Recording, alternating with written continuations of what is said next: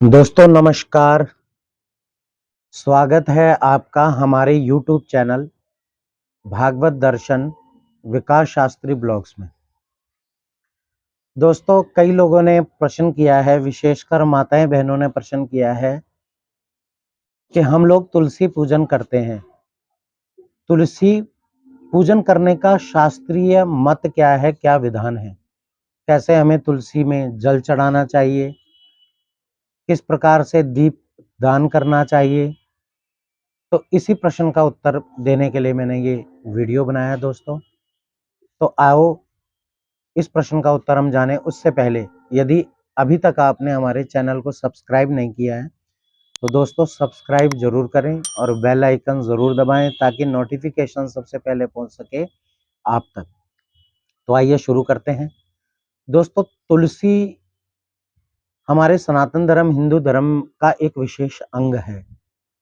तुलसी केवल मात्र एक धार्मिक पौधा ही नहीं है, एक औषधि के रूप में भी इसका हम प्रयोग करते हैं और हमारे शास्त्र में इसका पौराणिक महत्व है। ये आज से नहीं है, प्राचीन काल से इसको द्वार पर लगाने का नियम है, विधान है। तो मैं आपको एक शास्त्रीय मत बताता हूँ।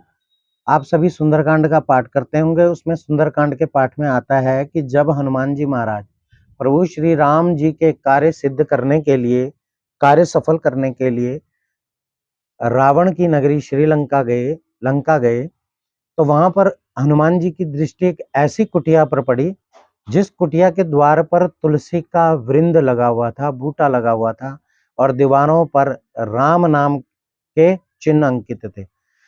रामायुध अंकित ग्रह शोभा वर्णि न जाए, नव तुलसी का वृंद तहां देखे हर्ष कपिराए। तो हनुमान जी बड़े प्रसन्न हुए कि निशाचरों की नगरी में भी कोई विष्णु भक्त, कोई वैष्णव है।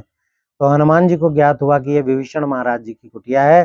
तो वहां पर तुलसी का पौधा ही वो माध्यम बना जो हनुमान जी को विभीषण की कुटिया में लेकर के आया।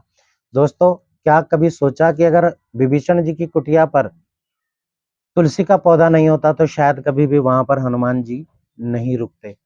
तो दोस्तों मेरे कहने का मतलब यह है कि ये तुलसी का पौधा जिस घर के द्वार पर होता है उसी घर में देवताओं और पितरों का आना होता है। तो तुलसी को अपने द्वार पर लगाने का, अपने घर पर लगाने का बहुत पौराणिक महत्व है।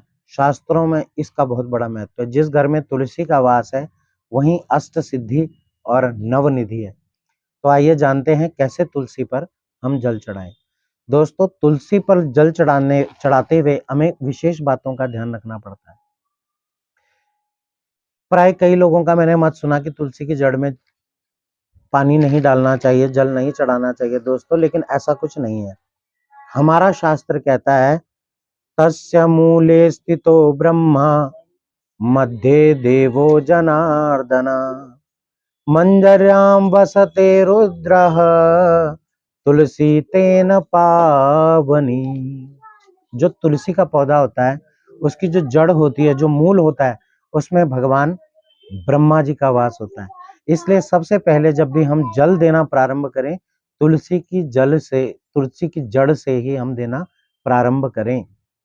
उसके बाद जल ऊपर की ओर लेकर आए और मध्य देवो जनार्दना, तुलसी के पौधे के मध्य में जो है भगवान विष्णु का वास होता है। तो विष्णु भगवान को जल दें। और उसके बाद ऊपर जब आते हैं, आप पत्तों में आते हैं, ये मंजरियों में आते हैं। ये छोटी छोटी आप देख रहे हैं मंजरियां लगी हुई हैं। तो मंजर्याम वसते रुद्रा, मंजरी और पत्तों में रुद्र का वास होता है। तो तुलसी तेन पावनी, इसलिए इसमें तीनों देवताओं का वास होता है। इसलिए तुलसी को बड़ा पवित्र और पावन माना जाता है। इसलिए तुलसी में जल देते समय सबसे पहले जल देते हुए 3 परिक्रमा हमें करनी चाहिए। पहली परिक्रमा में हमें जड़ में पानी डालना चाहिए। दूसरी परिक्रमा में तुलसी के मध्य भाग में जल डालना चाहिए और तीसरी परिक्रमा में मंजरी और पत्तों में हमें जल डालना चाहिए। तुलसी की 3 परिक्रमा होती हैं और तीनों परिक्रमाओं में हमें जल पूर्ण तुलसी पर चढ़ा देना चाहिए। जल तेज नहीं चढ़ाना चाहिए, जल धीरे धीरे और पतली सी धार के साथ चढ़ाना चाहिए। और तुलसी पर जल चढ़ाते हुए जो विशेष ध्यान देने योग्य बात है कि हमारा सिर ढका होना चाहिए और माताएं बहनों के जो बाल हैं वो बंधे हुए होने चाहिए।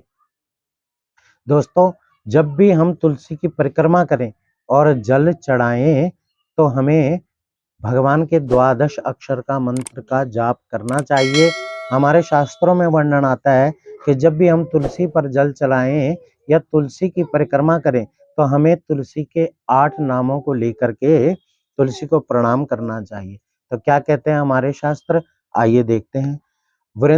वृंदावनी विश्वा पूजितो विश्व पावनी पुष्पसारा नंदनी तुलसी कृष्ण जीवनी। ये तुलसी माता के 8 नाम हमारे शास्त्रों में आए हैं।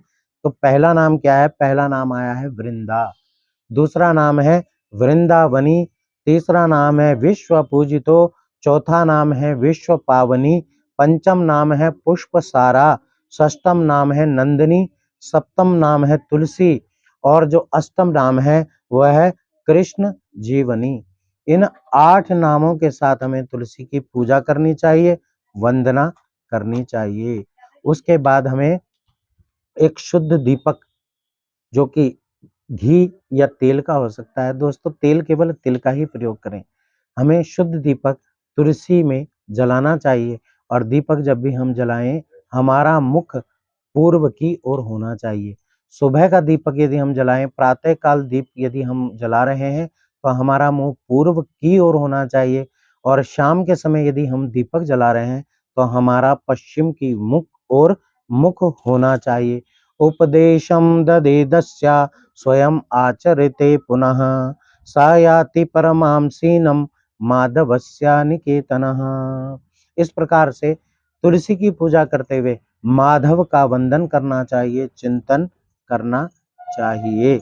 ये दूसरा नियम मैंने आपको बताया। और तीसरा जो नियम है, तुलसी को जब भी जल चढ़ाएं तो इस प्रकार से लोटे को पकड़ना चाहिए। ये अंगूठे का स्पर्श आपके तर्जनी के साथ नहीं होना चाहिए। यदि इस प्रकार से ये इन अंगूठों को अलग रखना चाहिए और तर्जनी, ये अनामिका तर्जनी को अलग रखना चाहिए। यदि ये दोनों आपस में मिलते हैं तो ये राक्षसी मुद्रा कहलाती है। और जब भी तुलसी को जल अर्पित करें, श्रीं ह्रीं क्लीं ऐं वृंदावन्ये नमः इस मंत्र से जल चढ़ाएं। यदि इस मंत्र का आप प्रयोग नहीं कर सकते तो ओम नमो भगवते वासुदेवाय या ओम श्री नारायणाय नमः ऐसा कह करके भी आप जल चढ़ा सकते हैं। दोस्तों, यह वीडियो आपको हमारी कैसी लगी कमेंट करके ज़रूर बताएं। उम्मीद है आप मेरे बताए हुए नियमों को प्रतिपादन करते हुए शास्त्र की मर्यादा और गरिमा को जीवित रखेंगे। उम्मीद करता हूँ आप सब ठीक होंगे, स्वस्थ होंगे, मंगल होंगे। ठाकुर जी की आपके ऊपर सदैव कृपा रहे। जय श्री राधे, जय श्री